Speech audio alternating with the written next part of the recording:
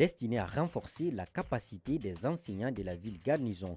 213 enseignants ont bénéficié de cette formation à l'unanimité. Ils saluent l'initiative. Plus de détails au cours de cette édition. Il existe un acte judiciaire appelé mandat émis par un magistrat pour des fins d'enquête.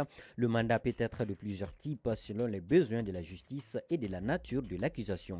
Cette émission ne concerne pas certaines personnalités à cause de leur fonction, de leur statut ou encore à cause des privilèges dont ils bénéficient. Pour une compréhension complète de ce sujet d'intérêt commun, Mamoudou Dante nous plongera au cœur de l'appareil judiciaire malien à suivre. Et pour mieux comprendre le monde qui nous entoure et ses enjeux géopolitiques et géostratégiques, je vous propose de suivre notre indispensable tour d'horizon de l'actualité internationale. Son décryptage en cours d'édition avec Issa Dao. Voilà, vous avez le programme tout de suite, place à l'essentiel. Vendredi 25 juillet 2025, mesdames et messieurs, bonjour à toutes et à tous et soyez les bienvenus dans cette édition présentée par Omar Sissoko et mise en onde par Malik Kansaï. Nous ouvrons cette édition avec cette annonce du ministère de l'Éducation nationale. Le ministre de l'Éducation nationale informe les parents d'élèves et l'ensemble de la communauté éducative que la proclamation des résultats du baccalauréat session de juin 2025 aura lieu ce vendredi 25 juillet 2025 à partir de 15h sur l'ensemble du territoire national.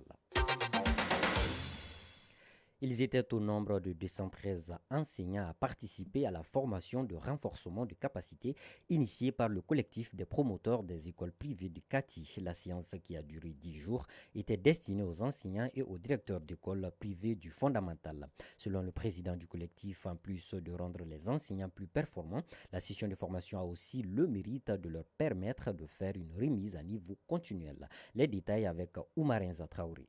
Au total, 213 enseignants ont pris part à cette session de formation, dont 27 directeurs d'école. Sekou Keïta, président du collectif des promoteurs d'écoles privées de Kati. L'esprit de faire cette formation, c'est de rendre encore davantage plus performants nos enseignants. Parce que vous savez, un enseignant, c'est une formation continue. Et une fois que vous sortez de l'école de formation des enseignants, il est encore impératif pour vous de rester en contact avec la formation. Ainsi, la formation qui vient de s'achever avait pour objectif de mettre un accent particulier sur la pédagogie et la didactique chez les enseignants. Guédiouma Ouattara, formateur. Nous avons fait une formation pendant 10 jours et qui concernait les enseignants du fondamental 1 et 2 avec les éducatrices et les directeurs. Pour les généralistes, ça veut dire fondamental 1, et c'était sur les disciplines d'éveil et l'écriture. Maintenant pour la spécialité et lettres, histoire, géo, ça c'est la didactique du français, de l'histoire et de la géographie. Maintenant pour les spécialistes maths, physique, chimie, c'était aussi sur la didactique des mathématiques et des sciences physiques. Pour les éducatrices, c'était pour le développement de la petite enfance. Les enseignants participant à cette session, par la voix de leur porte-parole, s'engagent à faire bon usage des modules enseignés durant cette formation. Mamadou Traoré. Ça a été très bénéfique et je souhaite que vraiment ça soit continuel. Nous allons commencer à valoriser ce qu'on a bénéficié au cours de cette formation. Daba Diarra, représentant du DECAP de Kati. C'est l'opportunité pour nous de leur transmettre aujourd'hui ce qui est notre souci, surtout dans l'éducation. Il faut que l'enseignant soit d'abord de qualité. Et l'enseignant de qualité, c'est d'abord dans la formation. C'est d'abord dans l'écoute. Il faut écouter les aînés, il faut écouter il faut qu'il y ait échange entre eux d'abord et ensuite qu'il y ait échange entre eux et les aînés. Donc nous qui sommes les aînés aujourd'hui, nous allons penser le flambeau à nos cadres. Et l'initiative, ça ne pourrait que faciliter le travail du CAP. A noter que le collectif des promoteurs d'écoles privées de Kati est une jeune association qui a vu le jour en février 2023. Défendre les intérêts de ses membres, œuvrer pour un enseignement de qualité, cultiver l'esprit de citoyenneté sont entre autres objectifs pour lesquels le dit collectif a été créé. À présent, partons en commune 3 du district de Bamako où vient de se tenir une journée porte ouverte des centres de santé de référence de la commune. Organisée par le ministère de la Santé et du Développement social, la journée avait pour objectif de rapprocher la population aux professionnels de la santé et des structures sanitaires dans une logique de confiance, de compréhension mutuelle et de dialogue. Les visiteurs du jour se disent reconnaissants envers les médecins et l'engagement dont ils font preuve pour la prise en charge de la population. Mariam Dao. Personnel médical et population étaient tous réunis au centre de santé de référence de la commune 3. Ce n'était pas une consultation médicale, mais une journée porte ouverte pour rapprocher le CCRF à sa population. Pour le 4e adjoint à la mairie de la commune 3, Dr Gérard Dambélé, cette initiative vise à maintenir la confiance entre soignants et patients. Cette journée porte ouverte est une initiative du département de la santé par rapport à la crise de confiance qui existe entre la population, les usagers surtout et les personnels de santé. Le département a décidé d'initier ces portes ouvertes au niveau de toutes les structures de santé, depuis les CESCOM jusqu'au CCRF et en passant par les hôpitaux publics. C'est vraiment important. Toute la pyramide sanitaire doit quand même être là et motivée pour que la population soit satisfaite. Modibo Djiré, coordinateur des chefs de quartier de la commune. Le CCRF est une référence en termes de structure sanitaire à Bamako. Ils nous ont invités pour nous faire découvrir davantage le centre, les soins fournis et les difficultés qu'ils rencontrent. Et nous, de leur faire des propositions pour améliorer les conditions de travail et pour une meilleure prise en charge des patients. Le personnel du CCRF nous a considérés et nous en sommes reconnaissants. Amadi Sissoko est le chef de l'unité gynécologie, la section la plus sollicitée du centre. Il apprécie le rapport qui existe entre équipe médicale et patients. Nous, on développe vraiment d'étroites collaborations avec nos patients qui sont le plus souvent compréhensibles. Souvent, on a quelques cas de réticence ou de difficultés à notre niveau. D'après le chef gynéco, ces patientes leur donnent chaque jour plus de motivation dans leur travail. Le quotidien, une femme qui vient, son enfant à l'intérieur qui est en difficulté, tu les aides à diminuer leur souffrance et naturellement, le plus souvent, ces femmes-là sont reconnaissantes et souvent apportent quelques présents pour nous motiver dans notre travail. Cette journée porte ouverte a été l'opportunité pour les patients de passer un moment d'échange avec les agents du CCRF et de visiter les locaux de la structure, toute chose qui favorise le rapprochement du personnel de santé à sa population. Oui, une belle initiative des plus hautes autorités à saluer qui rapproche les usagers à leur système sanitaire de la commune 3 du district de Bamako. Je vous amène à présent au cœur de l'actualité internationale et c'est juste après ça. À présent, le tour d'horizon de l'actualité internationale. Pour décrypter l'actualité internationale de cette édition, j'ai l'immense honneur de recevoir en direct dans ce studio Issa Dao. Bonjour Issa, et comment vous allez? Bonjour Omar, bonjour à tous et à toutes. Alors Issa, au Sénégal, le Sénégal et le Vietnam signent 3 accords pour renforcer la souveraineté alimentaire. C'est exact Omar, c'est à l'issue d'une visite officielle de 3 jours au Sénégal que le président de l'Assemblée nationale du Vietnam a conclu plusieurs accords avec les autorités sénégalaises. Objectif, intensifier les relations diplomatiques, économiques et agricoles entre les deux pays. Les accords signés visent notamment à développer les échanges commerciaux qui ont franchi en 2023 la barre des 50 milliards de francs CFA et à appuyer les efforts du Sénégal pour atteindre la souveraineté alimentaire. Le Vietnam prévoit aussi d'envoyer des experts agricoles pour partager son savoir-faire. En parallèle de cela, des producteurs sénégalais seront invités à se rendre au Vietnam pour des formations techniques. Présidentielle en Côte d'Ivoire, le vice-président du PPACI entre en lice. Alors que l'élection présidentielle prévue pour le 25 octobre approche, Awa Donmelon, vice-président du PPACI, annonce sa candidature. Au même moment, le fondateur du parti, Laurent Gbagbo, reste inéligible. Cette décision intervient dans un contexte tendu marqué par la fuite le 11 juin dernier d'une publication de Donmelo sur les réseaux sociaux. La note proposait de multiplier les candidatures afin de maximiser les chances de validation auprès du Conseil constitutionnel. Une suggestion qui n'a cependant pas été accueillie favorablement par l'ensemble des cadres du PPACI. En République démocratique du Congo, le procès de l'ex-président Joseph Kabila s'ouvre aujourd'hui. Exactement, Omar. C'est devant la haute cour militaire que l'ex-chef de l'État devra répondre de multiples chefs d'accusation, notamment la participation à un mouvement insurrectionnel, crime contre la paix, homicide intentionnel par balle, trahison, apologie, déportation et occupation à force ouverte de la ville de Goma. Ces charges pour lesquelles ces immunités avaient été levées par le Sénat en mai dernier avaient déjà été partiellement révélées au cours de cette procédure. Voilà Omar Sissoko, c'est l'essentiel de l'actu inter de ces 12 heures. Merci Sada pour ce tour d'horizon complet et nous allons bien évidemment continuer à suivre l'actualité internationale afin de mieux éclairer la lanterne de nos auditeurs. Des retours dans l'actualité nationale, je vous propose à présent de suivre notre grand focus sur le mandat. Oui, le mandat, vous avez certainement déjà entendu parler de ce mot. Eh bien, sachez que c'est un acte judiciaire émis par une autorité de justice.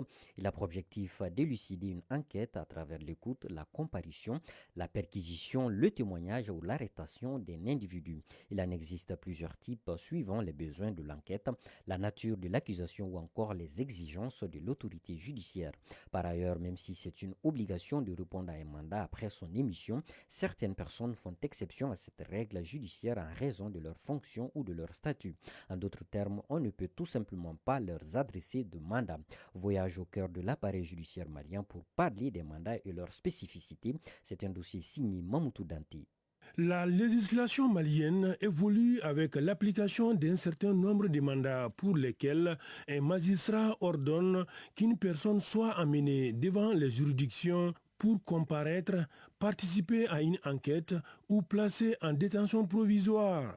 Ces mandats peuvent être délivrés par un juge d'instruction, un procureur de la République ou par un tribunal. Maître Alassane Diop, avocat à la Cour. D'abord, il y a le mandat d'amener. Le mandat d'amener, c'est lorsque une personne est soupçonnée d'avoir commis une infraction, mais que la personne refuse de répondre aux convocations qui lui sont données. Le procureur peut autoriser les officiers de police judiciaire à aller quérir cette personne, y compris par la force, pour l'amener à comparaître devant les officiers de police judiciaire et de participer à l'enquête. Le mandat d'amener et le mandat de recherche ont à peu près les mêmes finalités sur ce point-là. Le mandat de perquisition, c'est une garantie des droits de la défense surtout. Lorsque une personne est impliquée dans une procédure judiciaire, une personne, il y a des soupçons qui pèsent contre elle de participer à une infraction par exemple, les enquêteurs peuvent décider d'aller faire des fouilles à son domicile. Parce que d'abord la Constitution dit que le domicile est inviolable et aussi c'est pour protéger les droits de la défense. Cependant, chaque citoyen a obligation de répondre ou d'obtempérer lorsqu'un mandat lui est adressé, quel qu'il soit. Le mandat d'arrêt, c'est un ordre qui permet à un officier de police judiciaire par exemple qui est en train d'enquêter sur un fait et qui trouve des personnes sur les lieux, il peut sur le champ, sur les instructions du procureur, déjà empêcher la personne de quitter les lieux. Il peut détenir la personne pour mettre cette personne-là entre les mains de la justice. Parfois, le mandat d'amener est décerné lorsque, par exemple, un témoin est cité à comparaître dans une affaire. Il doit renseigner la cour sur des faits qui se sont déroulés devant lui. S'il refuse et que la cour ou bien le tribunal a forcément besoin de l'entendre pour éclairer sa lanterne, le tribunal peut décider de faire comparaître cette personne-là par la force. Mais le mandat d'amener ne veut pas dire forcément que la personne va être détenue. En ce qui concerne les mandats de dépôt, il y a désormais un changement notoire pour sa délivrance. Le mandat de dépôt, c'est la décision qui permet à un magistrat d'envoyer une personne poursuivie à la maison centrale d'arrêt en attendant son jugement. C'est ça un mandat de dépôt. Avant, c'était un juge d'instruction seul dans son bureau qui pouvait prendre cette décision-là. Aujourd'hui, avec les réformes, désormais c'est un collège de la détention et des libertés qui va statuer sur la liberté de la personne qui est soupçonnée. Et cette personne va comparaître devant un collège de juges. Il sera assisté de ses avocats.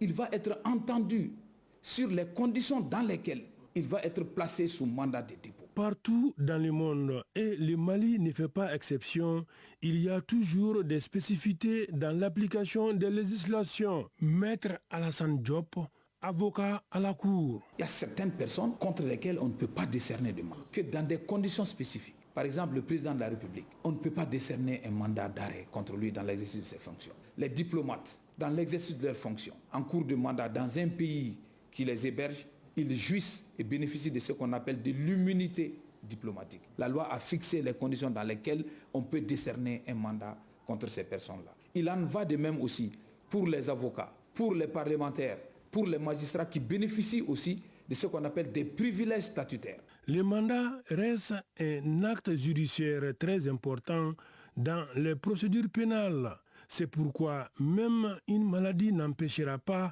une personne d'être placée sous mandat par l'autorité judiciaire. Quand la personne est malade, souffre d'une maladie grave qui nécessite une prise en charge, on peut trouver des mesures alternatives qui ne passent pas forcément par le placement sous mandat de dépôt par exemple. Et ce n'est donc un secret pour personne que ces mandats constituent des outils essentiels pour la justice pénale malienne.